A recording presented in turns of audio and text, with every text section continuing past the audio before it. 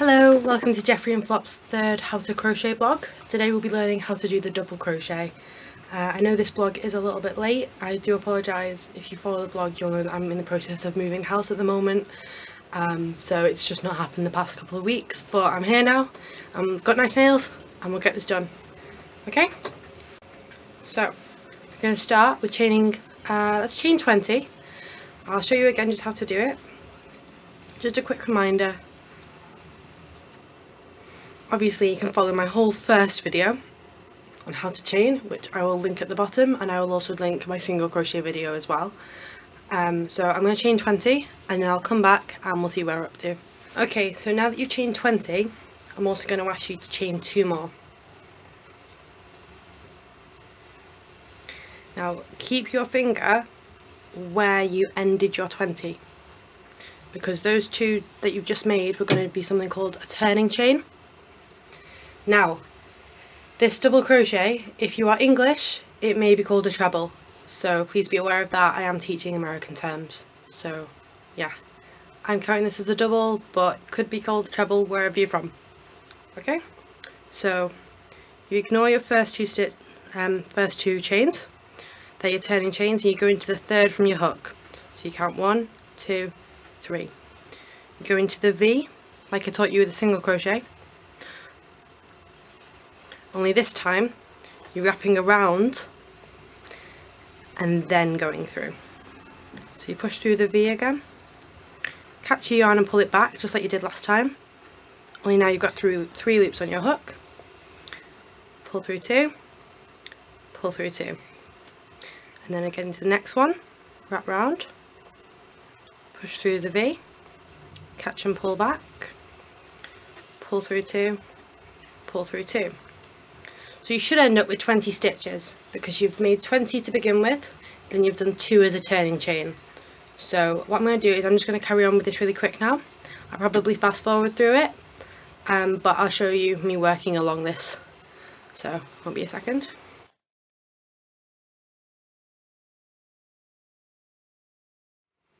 It's always hardest working into your foundation chain, so it takes me time on my very first row of any project. Just because they're not sturdy, so you do have to be quite fiddly on this one. You may notice that I'm using different wool and that I'm in a different place. So I'm at my partner Paul's house because I left my camera here, and I thought instead of just not doing a video, I'll do one here instead. And if you can see little black hairs on the wall, that is from his dog. So I can only apologise for that as well. So as we work through, you will see that it creates these lovely stitches like a bar. These stitches are mainly used in granny squares. This is like what you will use most in granny squares. So hopefully, I think we'll be ready to get into granny squares next week, which is exciting. I'm really excited for that. I'll also teach you how to change colours next week as well. So that'll be working in the round, granny squares and changing colours. So 3 videos in one next week, so definitely come back. Okay, so we're getting back to the end. So just at our final chain, we go through, we pull up and chain through, but you go pull through 2, pull through 2. So now we have a lovely long band. Obviously you can make this much longer, make it into a headband, put some beads on it, make it into a bracelet. They are just useful in themselves, they're very cute.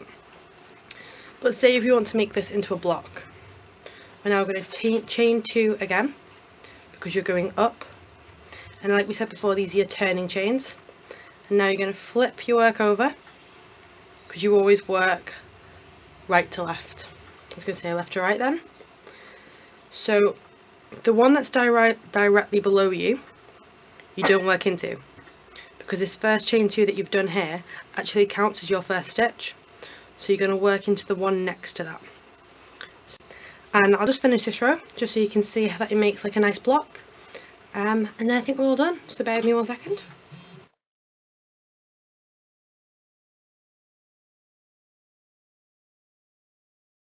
I still struggle now with handling my work, especially because I do a lot of big blankets. It's very rare that I work on smaller pieces, so it's weird having to kind of hold them very tight in my hands. I hope this has all been caught by the camera. I'm using a different camera angle today, obviously because I'm not at home. So hopefully the camera's caught all this and I don't have to re-record.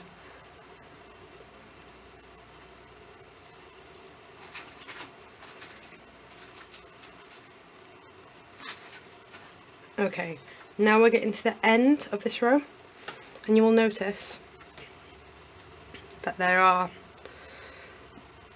like, I don't know, like a rounded edge. So just go with your instinct here. You want to work into this gap here, so work into it. So wrap round, through the gap, pull back, pull through two, pull through two, and that edge that was kind of rounded is now flat. So what I'll do is I'll take a picture of this, I'll pop this on the end of the video, and you can see what we've made. Hopefully you're caught up to the same point where I am now. And next week we will go on to granny squares, working in the round and changing colour. Yeah.